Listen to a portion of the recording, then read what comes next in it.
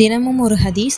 Abu Hurairah ரலியல்லாஹு அவர்கள் அறிவிக்கிறார்கள், எனது உம்மத்தினர் அனைவரும் சொர்க்கம் செல்வார்கள், ஆனால் என்னை மறுத்தவர்களை தவிர என்று நபி ஸல்லல்லாஹு அலைஹி வஸல்லம் அவர்கள் அருளிய போது, யா ரசூலுல்லாஹ் ஸல்லல்லாஹு அலைஹி வஸல்லம், மறுத்தவர்கள் என்றால் யார் என கேட்கப்பட்டது. அதற்கு நபி அவர்கள், எனக்கு வழிபட்டவர் சொர்க்கத்தில் நுழைவார், எனக்கு மாறு செய்தவர் என்னை மறுத்தவர் ஆவார் என பதிலளித்தார்கள். புகாரி என்ற நூலில் இந்த ஹதீஸ் இடம்பெறுகிறது.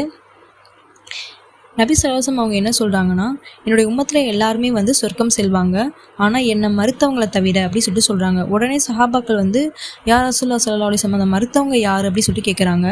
அதுக்கு நபி அவங்க சொல்கிறாங்க, என்னைய வழிபட்டவங்க சொர்க்கத்தை செல்வாங்க, எனக்கு மாறு செய்தவர்கள் அவங்க மறுத்தவங்களாஅவங்க அப்படி சொல்லிட்டு சொல்கிறாங்க. அல்லாஹ் பாதுகாக்கணும்.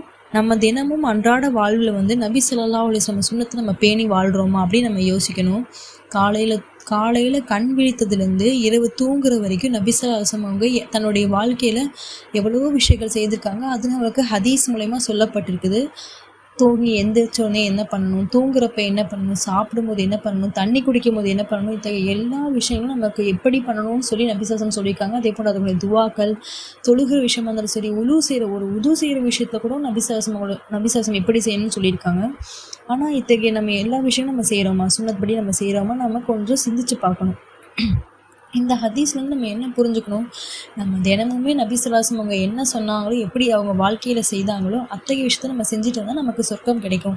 அப்படி நம்ம அதை மறுத்து நம்ம அதை செய்யாமல் நம்ம விட்டுட்டோம்னா, அதுக்கு மாறு செய்தோன்னா நஅூது பில்லாஹி மின்ஹா, அல்லாஹ் பாதுகாக்கணும். எனவே நம்ம மௌத் வரைக்கும் நபி ஸல்லல்லாஹு அலைஹி வஸல்லம் சுன்னத்துக்களை பேணி பின்பற்றி வாழக்கூடிய வாழ்க்கை எனக்கும் உங்களுக்கும் அல்லாஹ் தஆலா நசீபாக்குவானாக. ஆமீன். அஸ்ஸலாமு அலைக்கும் வரஹ்மத்துல்லாஹி வபரகாத்துஹு.